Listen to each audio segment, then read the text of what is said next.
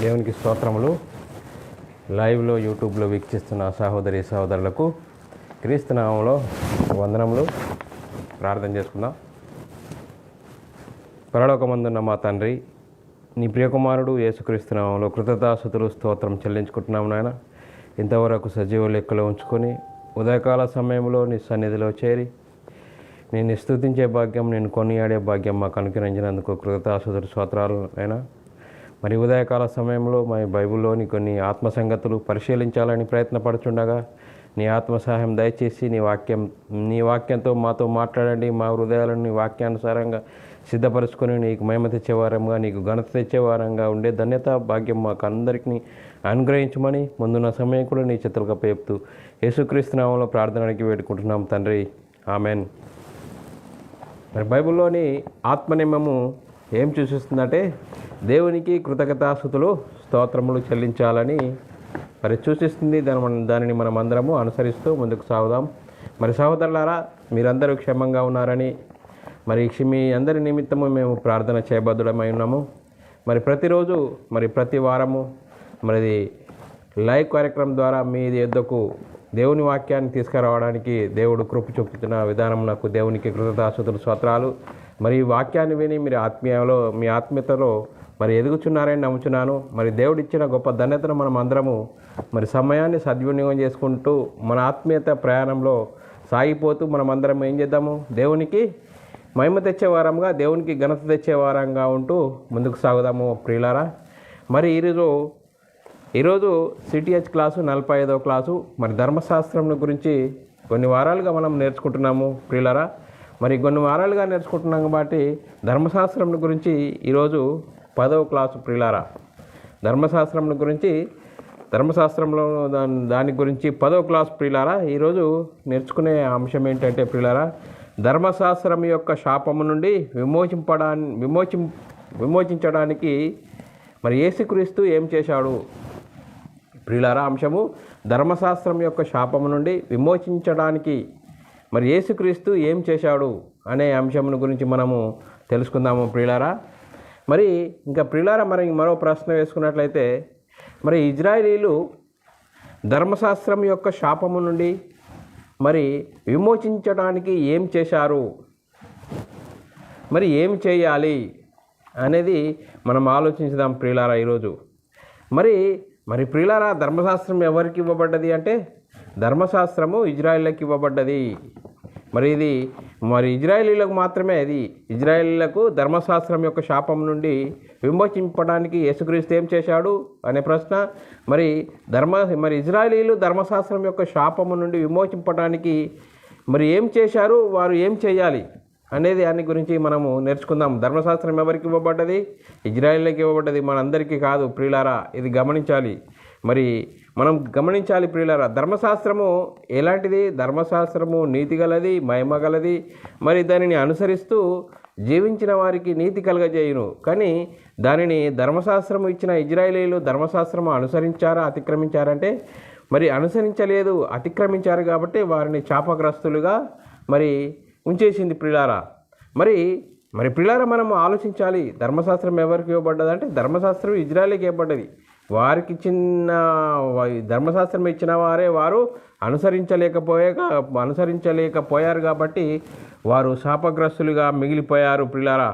మరి శాపగ్రస్తులుగా మిగిలిపోయిన వారిని ఎవరు ఏం చేశారంటే మరి యేసుక్రీస్తు వచ్చి ధర్మశాస్త్రమును నెరవేర్చి కొట్టివేసి మరి వారిని విమోచింపాడు ప్రియులారా. మరి ధర్మశాస్త్రం ఎవరు కొట్టివేయడానికి అర్హులు అంటే ధర్మశాస్త్రము నెరవేర్చి అనుసరించిన వారే కొట్టివేయడానికి అర్హులు. ఆ అర్హత ఎవరికి ఉన్నదంటే యేసుక్రీస్తుకు మాత్రమే ఉన్నది ప్రియులారా. మరి ధర్మశాస్త్రము శాపము నుండి విమోచింపడానికి యేసుక్రీస్తు ఏం చేశాడంటే ధర్మశాస్త్రంలో సిలువలో ధర్మశాస్త్రం అనుసరించి జీవించి కొట్టివేసి వారిని విమోచించాడు ప్రియులారా. మరి ఇది గమనించాలి మన ప్రియులారా. మరి ధర్మశాస్త్రం గురించి మనము తెలుసుకోవాలి. తెలుసుకుంటేనే పూర్తిగా మనము ధర్మశాస్త్రం ఎవరికి ఇవ్వబడ్డది, ఎవరు అనుసరించాలి, మరి ఎవరిని అనుసరించడానికి దేవుడు వారికి ఇజ్రాయేలీలకు ఇచ్చాడు. మరి వారు అనుసరించారా, అతిక్రమించారా అంటే వారు అనుసరించలేరు కాబట్టి మరి శాపగ్రస్తులుగా మిగిలిపోయారు. మరి వారి శాపము నుండి వారిని విమోచింపడానికి యేసుక్రీస్తు వచ్చాడు. యేసుక్రీస్తు వచ్చేసాడు ధర్మశాస్త్రముకు లోబడిన వారిని నిమిత్తము ధర్మశాస్త్రములకు లోబడిన వాడై ధర్మశాస్త్రము అనుసరించి జీవించి కొట్టివేశాడు ప్రియులారా. మరి దీనిని గురించి ఈ విధంగా మనము లేఖనాధారాలతో మరి మీ ముందుకు తీసుకురావడానికి మరి క్రీస్తు మమ్మల్ని బలవంతం చేయడం బట్టి ఈ అంశాన్ని మీ ముందుకు తీసుకురావడం జరిగింది ప్రియులారా. ఈ అంశం చెప్పబడుతుండగా ఒక వ్యక్తిని గురించి కానీ, ఒక సంస్థను గురించి కానీ, ఒక సంఘమును గురించి కానీ మాకే తెలుసు మీకెవరికి తెలియదు అనే ఉద్దేశంతో చెప్పట్లేదు ప్రియులారా.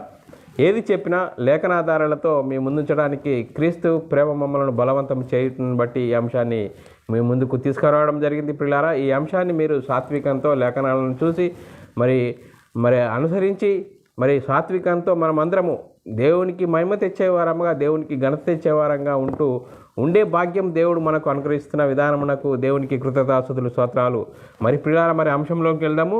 ఈరోజు అంశం ధర్మశాస్త్రం యొక్క శాపం నుండి విమోచించబడడానికి యేసుక్రీస్తు ఏం చేయాలి, అలాగే మరి ఇజ్రాయేలు కూడా ధర్మశాస్త్రం యొక్క శాపము నుండి విమోచింపబడడానికి వారు ఏమి చేయాలి, వారు ఏమి చేస్తారు అనేది ఆలోచిస్తాం ప్రియులారా. మరి గలతీలకు రాసిన పత్రిక ప్రియులారా, మరి చదువుకున్నట్లయితే గలతీలకు రాసిన పత్రిక 4వ అధ్యాయము 4, 5, 6 వచనాల్లో మరి ధర్మశాస్త్రం గల వారితో మాట్లాడుతున్నాడు పౌలు గారు ప్రియులారా. ధర్మశాస్త్రము గల వారిని గురించి, ధర్మశాస్త్రము గలవారిని గురించి వారితో మాట్లాడుతున్న 1వ శతాబ్దంలో ప్రియులారా. అయితే కాలము పరిపూర్ణమైనప్పుడు దేవుడు తన కుమారుని పంపెను, ఆయన స్త్రీ యందు పుట్టి. ప్రియులారా, అయితే కాలము పరిపూర్ణమైనప్పుడు ఏ కాలం అనేది మనం ఆలోచించాలి ప్రియులారా. ఏ కాలం అంటే ప్రియులారా, మరి అబ్రాహాముకు దేవుడు వాగ్దానం చేశాడు. ఆ అబ్రాహాముకు వాగ్దానం ఎందుకు చేశాడంటే ప్రియులారా, ధర్మశాస్త్రము వేరుగా దేవుని నీతి బయలుపరచడానికి, మరి ధర్మశాస్త్రానికి వేరుగా దేవుని నీతి బయలుపరచడానికి మరి అబ్రాహాముకు వాగ్దానం చేయబడ్డది. ఆ వాగ్దానం ఏంటంటే ప్రియులారా, అందరూ మరి అందరికీ ఆశీర్వచనము, ఆత్మను రక్షింపడానికి అబ్రాహాము గారికి వాగ్దానం చేయబడ్డది. ఆ అబ్రాహాముకు వాగ్దానం చేయబడిన కాలం ఏంటంటే ప్రియులారా, మరి యేసుక్రీస్తు అబ్రాహాము యొక్క సంతానం యేసుక్రీస్తు వచ్చేంత వరకు అబ్రాహాముకు కాలము పరిపూర్ణమంటే ప్రియులారా, అబ్రాహాముకు మరి వాగ్దానం చేయబడిన కాలము పరిపూర్ణమైనప్పుడు అని మనం ఇక్కడ అర్థం చేసుకోవాలి ప్రియులారా. అయితే కాలము పరిపూర్ణమైనప్పుడు దేవుడు తన కుమారుని పంపెను, ఆయన స్త్రీ యందు పుట్టి మనము దత్తపుత్రులము కావాలనని ధర్మశాస్త్రమునకు లోబడి ఉన్న వారిని విమోచించుటకు ధర్మశాస్త్రమునకు లోబడిన వాడాయను అని ఇజ్రాయేలీలతో మాట్లాడుతున్నాడు ప్రియులారా. ఇజ్రాయేలీలతో మరి 1వ శతాబ్దంలో వారు ధర్మశాస్త్రం ఇంకా కొట్టివేయబడలేదు అనే ఒక భ్రమలో ఉన్న వారితో మరి ధర్మశాస్త్రము క్రీస్తునందు కొట్టివేయబడినది. మరి అయితే కాలం పరిపూర్ణమైనప్పుడు దేవుడు తన కుమారుని పంపెను, ఆయన ఎలా చెండ ఆయన స్త్రీ యందు పుట్టి మనము దత్తపుత్రులము కావాలనని ధర్మశాస్త్రమునకు లోబడి ఉన్న వారిని విమోచించటానికి ధర్మశాస్త్రమునకు లోబడిన వాడాయను అని వారికి ఎంత క్షుణ్ణంగా పౌలు గారు చెప్తున్నాడంటే ప్రియులారా, వారికి వాక్యాధారాలతో లేఖనాధారాలతో వారిని మరి మేలు కొలుపుతున్నాడు ప్రియులారా. వాస్తవాన్ని ఆలోచించండి. అసలు మీరు ఎక్కడ ఉన్నారు? ధర్మశాస్త్రం ఇంకా కొట్టివేయబడలేదు అనుకుంటున్నారా అని ధర్మశాస్త్రమునకు లోబడిన వారిని గురించి చెప్తున్నాడు ప్రియులారా. చూడండి ప్రియులారా, అబ్రాహాముకు వాగ్దానం చేయబడ్డది. ఏమైనా వాగ్దానం చేయబడ్డంటే ఆత్మను గురించిన వాగ్దానం అనేది మరి లేఖనాలు చెప్తున్నాయి ప్రియులారా. గలతీలకు రాసిన పత్రిక 3వ అధ్యాయం 13, 14 వచనాలు చదువుకున్నట్లయితే మనకి పూర్తిగా అర్థమవుతుంది ప్రియులారా. ఆత్మను గురించిన వాగ్దానము విశ్వాసం వల్ల మనకు కలుగునట్లు అబ్రాహాము పొందిన ఆశీర్వచనము క్రీస్తు యేసు ద్వారా అన్యజనులకు కలుగుటకై క్రీస్తు మన కోసము శాపమై మనలను ధర్మశాస్త్రం యొక్క శాపము నుండి విమోచింపడానికి ఇందును గురించే మాను మీద వేలాడిన ప్రతివాడు శాపగ్రస్తుడని వ్రాయబడి ఉన్నది. చూడండి ప్రియులారా, మాను మీద వేలాడబడిన వాడు ప్రతివాడు శాపగ్రస్తుడని వ్రాయబడి ఉన్నది. చూడండి మరి ఏమంటాడు పిల్లలు, గలతీలారా మీరంతా అవివేకులైతిరా, మరి యేసుక్రీస్తు మీ యందు మీ ముంగట సిలువ వేయబడినట్లుగా ప్రదర్శింపబడిన కదా, మరి ఏమైంది? మీరు ఎలాంటి భ్రమలో ఉన్నారు ఇంకా అని మరి చెప్తున్నాడు పిల్లారా. చూడండి ప్రియులారా, పౌలు గారు గలతీ సంఘానికి ఎంత స్పష్టంగా లేఖనాధారాలతో లేఖలను చూయించి వారిని ఒప్పించి ధర్మశాస్త్రము కొట్టివేయబడినది, యేసుక్రీస్తు వచ్చాడు, మరి ధర్మశాస్త్రము లోబడి ఉన్న వారిని విమోచింపడానికి యేసుక్రీస్తు వచ్చి మరి మ్రాను మీద వేలాడబడ్డాడు ప్రియులారా. ఆయన శాపగ్రస్తుడు అయ్యాడని లేఖనాలు రాయబడినది. లేఖనాలను మీరు గ్రహించట్లేదా, లేఖనాలను మీరు అర్థం చేసుకోవట్లేదా అని ఎంత చక్కగా మరి లేఖనాలను చూయించి చెప్తున్నాడు ప్రియులారా. మరి ఇజ్రాయేలుని గురించి ప్రియులారా, మరి చూడండి ప్రియులారా, ఎంత వాస్తవాలు లేఖనాలు ఉన్నాయి. ఆ లేఖనాలను మనం అర్థం చేసుకోవాలి, ఆలోచించాలి. అప్పుడు మరి లేఖనాలకు భిన్నంగా మనము ఆలోచించకూడదు ప్రియులారా. ఏమని చెప్తున్నారు ప్రియులారా, ఇంకా ధర్మశాస్త్రం యొక్క శాపము నుండి విమోచింపడానికి మ్రాను మీద వేలాడాడని మరి లేఖనాలు రాయబడ్డాయి ప్రియులారా. మొదటి పేతురు రాసిన పత్రిక 2వ అధ్యాయం 24వ వచనం చదువుకున్నట్లయితే, మనము పాపముల విషయమై చనిపోయి నీతి విషయమై జీవించున్నట్లు. చూడండి, మనము పాపము విషయమై మరి చనిపోయి నీతి విషయమై జీవించినట్లు ఆయన తానే తన శరీరమందు మన పాపములను మ్రాను మీద మోసుకొని ఆయన పొందిన గాయముల చేత మీరు స్వస్థత నొందితిరి. మీరు ఎలా స్వస్థత నొందారు? ఆయన మనందరి పాపముల నిమిత్తం మరణించాడు, శాపగ్రస్తుడయ్యాడు, సిలువ వేయబడ్డాడు. ఆ సిలువ వేయబడిన మ్రాను మీద ఆయన గాయములు పొందాడు. ఆయన గాయములు పొందితే మనము స్వస్థ పొందాము. ఇంకా మీరు ఇంత విధానంగా మీరు యేసుక్రీస్తు మీ ముంగట ప్రదర్శింపబడిన కదా. మీరు ఏమైపోయారు? మీరు ఎవరి భ్రమలో ఉన్నారు? మరి సాతాను భ్రమలో నుంచి మీరు బయటకు రావాలి. యేసుక్రీస్తు వచ్చి మీ ముంగట సిలువ వేయబడిను. ఆ సిలువ వేయబడి మీ ధర్మశాస్త్రము లోనైన వారిని గురించి ఆయన లోనయ్యాడు, ధర్మశాస్త్రములకు లోనై మిమ్మల్ని విమోచించాడు అని ఎంత చక్కగా మరి పేతురు గారు చెప్తున్నాడు ప్రియులారా. ధర్మశాస్త్రం పిల్లరా, మరి ధర్మశాస్త్రము లేని అన్ని జనులమైన మనము క్రీస్తునందు విశ్వసించి మరి యేసుక్రీస్తులోనికి బాప్తీసం పొందిన మనము, సంఘంలో చేర్చబడిన మనము, ఇంకా మనకు ధర్మశాస్త్రం ఉన్నదని భ్రమ పెడుతున్న వారు ఎవరు? చూడండి ప్రియులారా, సాతాను ఎలా మనల్ని మోసం చేస్తున్నాడు అనేది మనం ఆలోచించాలి ప్రియులారా. సంఘంలో చేర్చబడిన మనము నేటికి ఇంకా మాకు ధర్మశాస్త్రం ఉన్నది, బైబిల్ గ్రంథంలో ధర్మశాస్త్రం ఉన్నది, మేము ధర్మశాస్త్రం అనుసరించాలి, మరి మాకు కూడా బైబిల్ గ్రంథంలో ఉన్నది కదా అని అనడము ఎంతవరకు భావ్యం ప్రియులారా. దయచేసి ఆ లేఖనాలను బట్టి ఆలోచించాలి. ధర్మశాస్త్రంకి ఎవరికి ఇవ్వబడ్డది? ఎవరిని నీతిమంతులుగా చేయలేదు, వారినే నీతిమంతులుగా చేయలేనిది.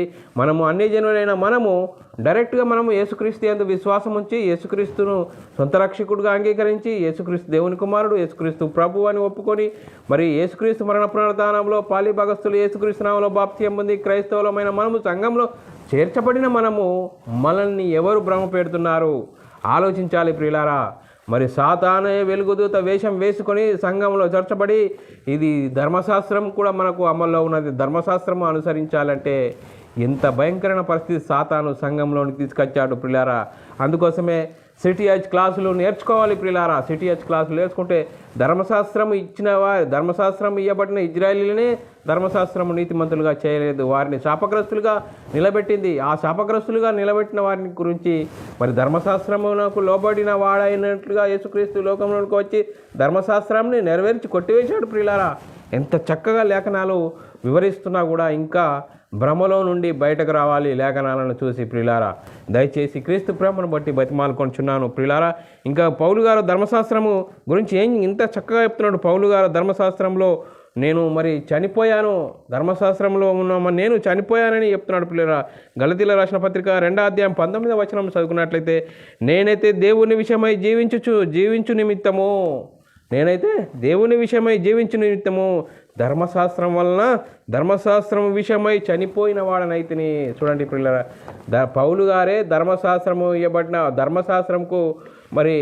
ధర్మశాస్త్రానికి లోబడిన వాళ్ళే ధర్మశాస్త్రం విషయంలో మేము చచ్చిపోయాము, యేసుక్రీస్తు వచ్చి మనందరి శాపములో ఉన్న వారిని విడిపించాడు, సిలువ వేయబడ్డాడు అని గ్రహించి యేసుక్రీస్తు నేను ధర్మశాస్త్ర విషయంలో చచ్చిన వాడనైనని మరి పౌలు గారే అంటే ఏమీ లేని అన్యజనులైన మనము క్రీస్తునందు విశ్వాసం ఉంచి మరి క్రీస్తులోనికి బాప్తీసం పొందినము సంఘంలో చేర్చబడి క్రైస్తవులమైన మనము ఇంకా నేటికి మాకు ధర్మశాస్త్రం ఇవ్వబడ్డది, ఇంకా 2 ధర్మశాస్త్రాలు ఇచ్చారు, ఇంకా ధర్మశాస్త్రం అనుసరించాలి, బైబిల్ గ్రంథంలో ధర్మశాస్త్రం ఉన్నది అని చెప్పడము ఎంతవరకు భావ్యం? సాతాను ఎలా మనల్ని భ్రమ పెడుతున్నాడు, ఎలా మోసం చేస్తున్నాడు, లేఖనాలను బట్టి మనం ఆలోచన చేయగలిగితే ప్రియులారా, లేఖనాలు మనకు చాలా చక్కగా బోధిస్తున్నాయి. దాన్ని మనం మనసు పెట్టి ఆలోచించాలి ప్రియులారా.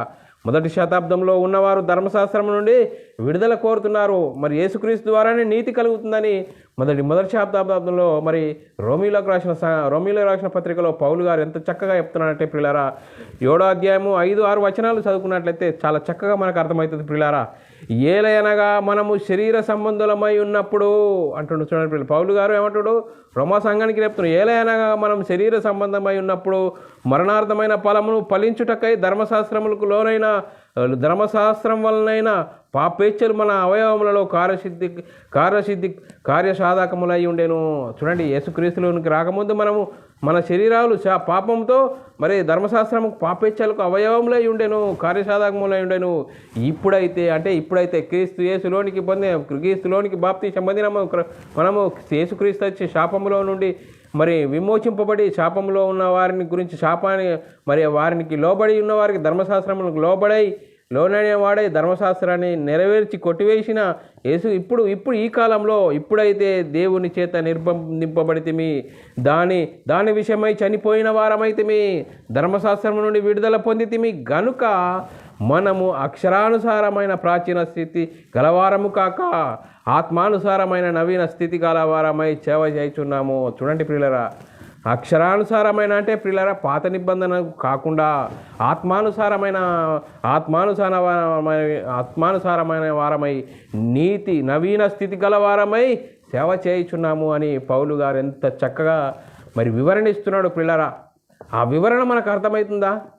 ఇంకా మరి అర్థం కాక ఇంకా మేము క్రీస్తు సంఘంలో నిలబడి ఇంకా మరి క్రీస్తులోనికి విశ్వాసం పొందిన మనము ఇంకా ధర్మశాస్త్రం ఉన్నది, ఆ ధర్మశాస్త్రాన్ని ఇంకా బోధించడం సంఘంలో.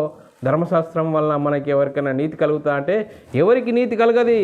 మరి ప్రియులారా, ఎంత భయంకరమైన పరిస్థితి సాతాను సంఘంలోనికి తీసుకొచ్చాడు అనేది మనము లేఖనాలను బట్టి ఆలోచన చేయగలిగినట్టయితే ప్రియులారా, ఇంకా ధర్మశాస్త్ర విషయంలో మృతులైతేనే క్రీస్తులోనికి మరి క్రీస్తును వేరొకరిని చేరాలి అని లేఖనాలు చెప్తున్నాయి ప్రియులారా. రోమీలకు రాసిన పత్రిక 7వ అధ్యాయం 4వ వచనంలో మరి చదువుకున్నట్లయితే పౌలు గారు మరి రోమా సంఘానికి ఎంత చక్కగా చెప్తున్నాడు ప్రియులారా.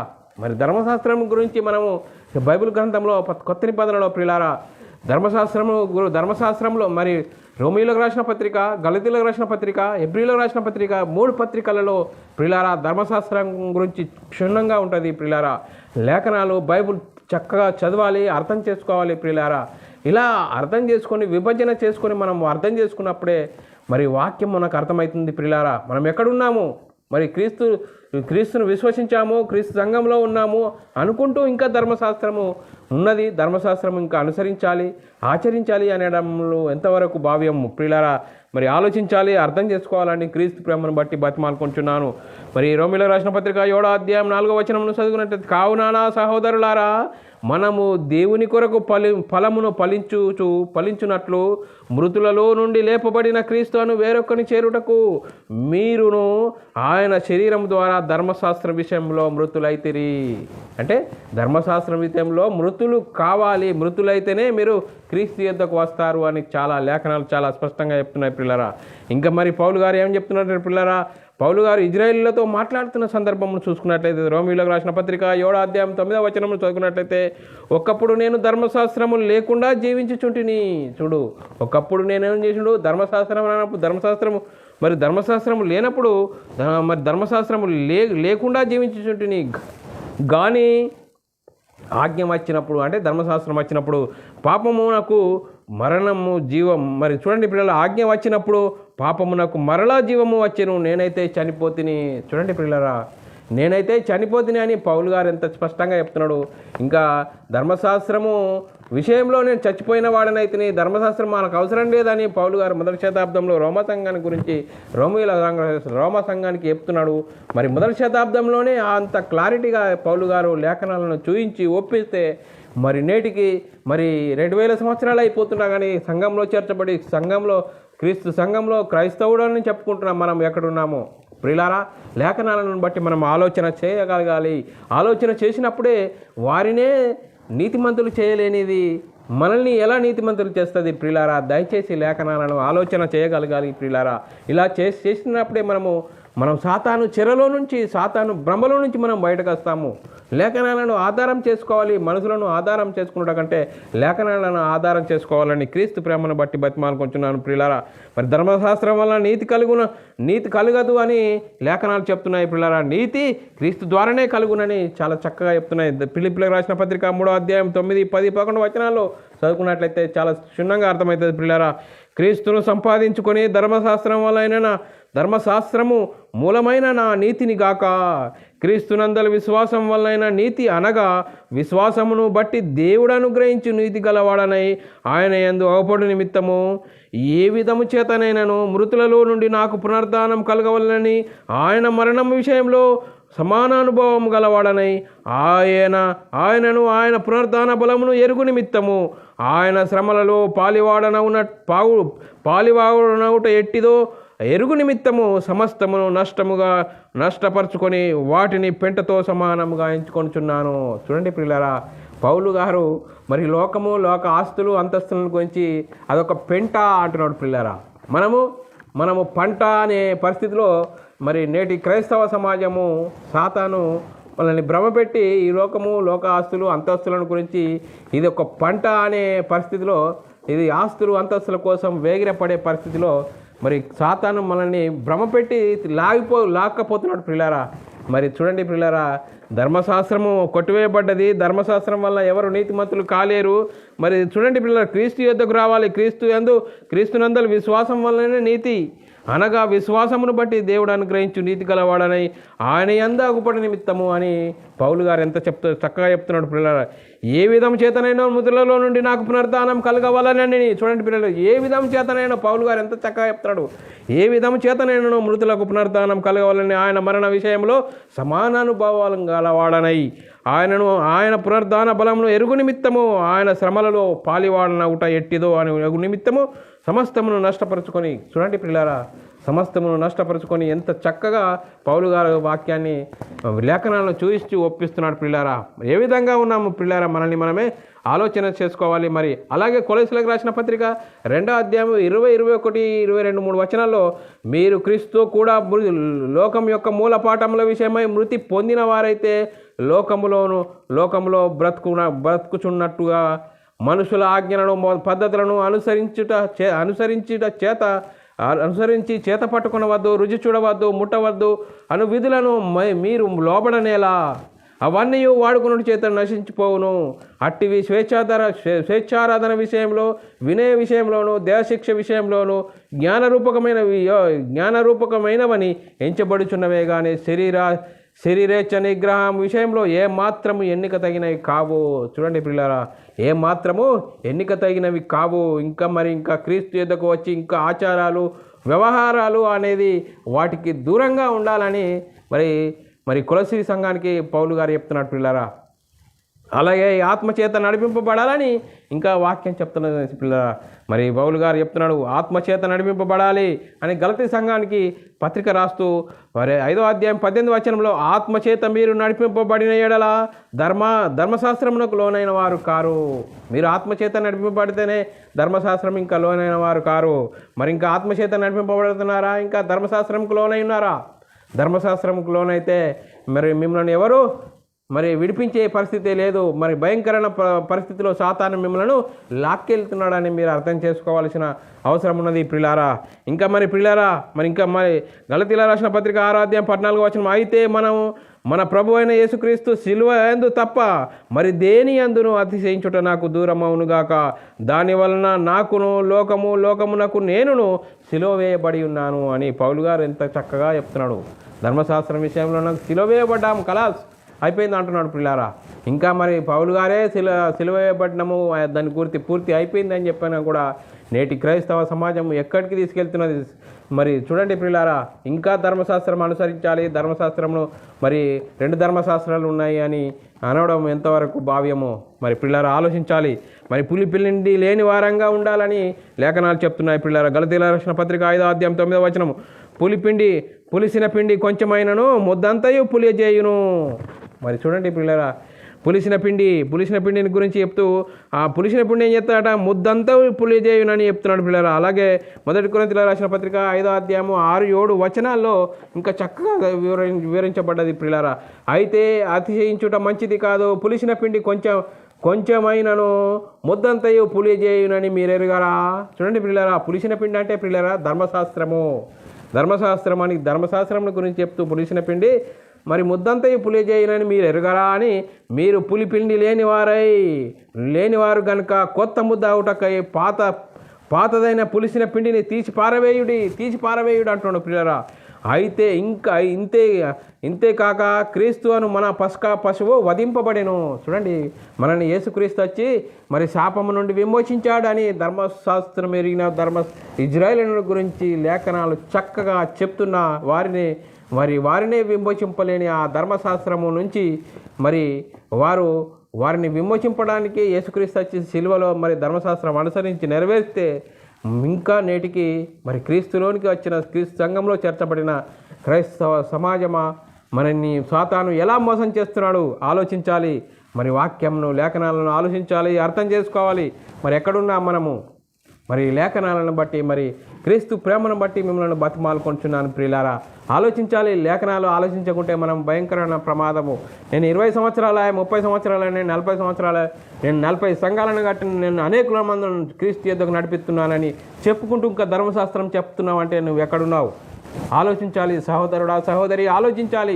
ఆలోచించకుంటే సాతాను భ్రమలో నువ్వు ఎన్ని సంవత్సరాలు నడిచినా మరి చనిపోయేంత వరకు నేను పాతాళానికి నడిపించే భయంకరమైన పరిస్థితి నేటి క్రైస్తవ సమాజంలో సంఘంలో జరుగుతున్నది. ఆ భయంకరమైన పరిస్థితి నుంచి నువ్వు బయటకు రావాలంటే వాక్యాన్ని లేఖనాలను ఆధారం చేసుకోవాలి. మనుషులను ఆధారం చేసుకుంటూ కంటే లేఖనాలను ఆధారం చేసుకొని క్రీస్తు యొద్దకు రావాలి. క్రీస్తు యొద్దకు వస్తేనే నీతిమంతుడు అవుతామని చాలా చక్కగా లేఖనాలు చెప్తున్నాయి ప్రియులారా. అలాగే గలతీయులకు రాసిన పత్రిక 5వ అధ్యాయం 1వ వచనమును మనం చదువుకున్నట్లయితే ప్రియులారా, క్రీస్తు మనల్ని స్వతంత్రులుగా చేశానని లేఖనాలు చెప్తున్నాయి ప్రియులారా. ఈ స్వాతంత్ర్యంను అనుగ్రహించి క్రీస్తు మనల్ని స్వతంత్రులుగా చేసి ఉన్నాడు. కాబట్టి మీరు స్థిరముగా నిలిచి మరలా దాస్యమను కాడి కింద చిక్కుకొనకుడి. దాస్యం అనే కాడి అంటే ధర్మశాస్త్రము, దాని కింద చిక్కుకొనకుడి. మరి చూడండి, క్రీస్తు మనల్ని స్వతంత్రులుగా చేశాడు.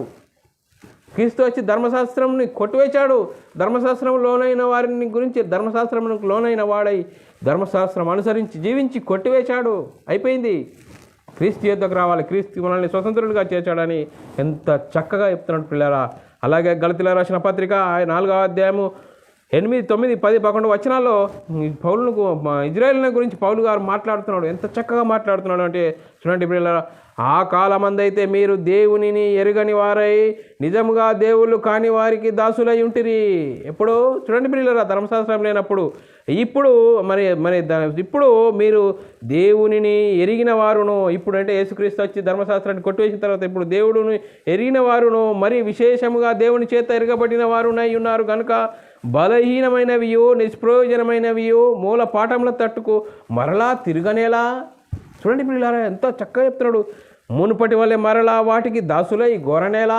చూడండి ఎంత చక్కగా చెప్తున్నాడు, ఆలోచింపజేస్తున్నాడు లేఖనాన్ని బట్టి. చూడండి, ఎలా మీరు దినములను, మాసములను, ఉత్సవ కాలములను, సంవత్సరములను ఆచరించుచున్నారు. ఇంకా క్రీస్తు యొద్దకు వచ్చి ఇవన్నీ ఎత్తున్నారా?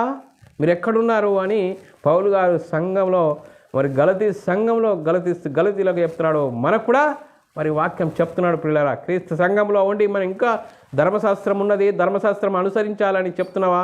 సహోదరుడా, సహోదరి, ఆలోచించు. లేఖనాలు ఏం చెప్తున్నాయి? లేఖనాలు మనతో మాట్లాడుతున్నాయి. ఆలోచించాలి ప్రియులారా. మరి మీ విషయమై నేను పడిన కష్టము వ్యర్థమైపోవునేమో అని మిమ్మల్ని గురించి భయపడుచున్నానని పౌలు గారు చెప్తున్నాడు పిల్లరా.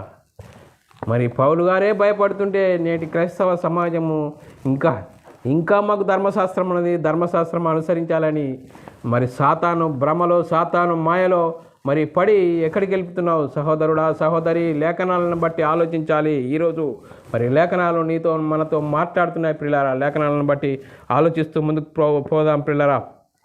మరి ప్రియులారా, మరి క్రీస్తు బోధను తేక, మరి క్రీస్తు బోధ యందు ఉండని వారికి హెచ్చరిక చెప్తున్నాడు. క్రీస్తు బోధ యందు ఉండక ఇంకా ధర్మశాస్త్రం ఉన్న వారికి హెచ్చరిక చెప్తున్నాడు ప్రియులారా. 2 యోహాను రాసిన పత్రిక 1వ అధ్యాయము మరి పిల్లరా 9, 10, 11 వచనాల్లో మరి క్రీస్తు బోధ యందు నిలిచి ఉండని వారికి మరి హెచ్చరిక చెప్తున్నాడు పిల్లరా. క్రీస్తు బోధ యందు నిలిచి ఉండక దానిని విడిచి ముందుకు సాగు ప్రతి వాడు దేవుని అంగీకరింపని వాడు. చూడండి పిల్లరా, మరి క్రీస్తు బోధ యందు నిలిచి ఉండక దానిని విడిచి ముందునకు సాగు ప్రతివాడు దేవుని అంగీకరింపనివాడు. ఆ బోధ యందు నిలిచియుండువాడు తండ్రిని కుమారుని అంగీకరించువాడు. మరి 10వ వచనం, ఎవడైనను ఈ బోధ తేక మీ యొద్దకు వచ్చిన ఎడల వానిని మీ ఇంట చేర్చుకొనవద్దు, శుభమని వానితో చెప్పవద్దు. చూడండి ప్రియుల, ఎంత పరిస్థితి. లేఖనాలు పక్కగా చెప్తున్న ఆ లేఖనాలను మనము ఇష్టపడకుండా మరి ఇంకా మనసులో కల్పించిన పద్ధతులను ఉంటూ ఇంకా మాకు ధర్మశాస్త్రం ఉన్నది అని చెప్పడం ఎంతవరకు కరెక్టు? మరి ఏమంటాడు? లేఖనాలను ధర్మశాస్త్రం ఇంకా అనుసరించేటోళ్ళ గురించి శుభమని వారితో చెప్పకూడదు, వాని దృష్టికియలో పాలువారు కావద్దు.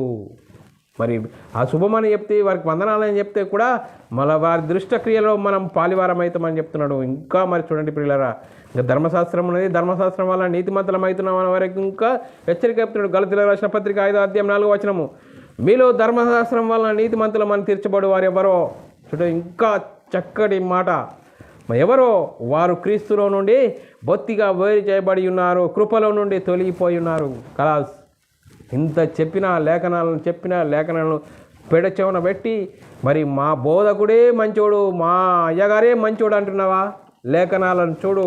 లేఖనాలను బట్టి నువ్వు నీ మనోనేత్రాలు వెలిగింపబడతాయి. లేఖనాలను మనసు పెట్టు, వ్యక్తులను చూడకు. వాక్యాన్ని లేఖనాలు ఏం చెప్తున్నాయి ఆ లేఖనాలను బట్టి చూసి ఇకనైనా మేలుకో సహోదరుడా సహోదరి. మరి ఇంకా మేము అలా ఉంటామంటే అది మీ ఇష్టం ప్రియులారా. మేమేం చేయలేము. లేఖనాలు చెప్పిన లేఖనాలకు విరుద్ధంగా జీవిస్తే అది నీ జీవితానికి నీవే మరి బాధ్యుడవు ప్రియులారా. లేఖనాలకు లోబడాలి, లేఖనాలను అనుసరించాలి. అలాగే గలతీయులకు రాసిన పత్రిక 3వ అధ్యాయం 11వ వచనం, ధర్మశాస్త్రం చేత ఎవడు దేవుని ఎదుట నీతిమంతుడని తీర్చబడను సంగతి స్పష్టమే. ఏలైనగా నీతిమంతుడు విశ్వాస మూలముగా జీవించును. నీతిమంతుడు ఎలాగా?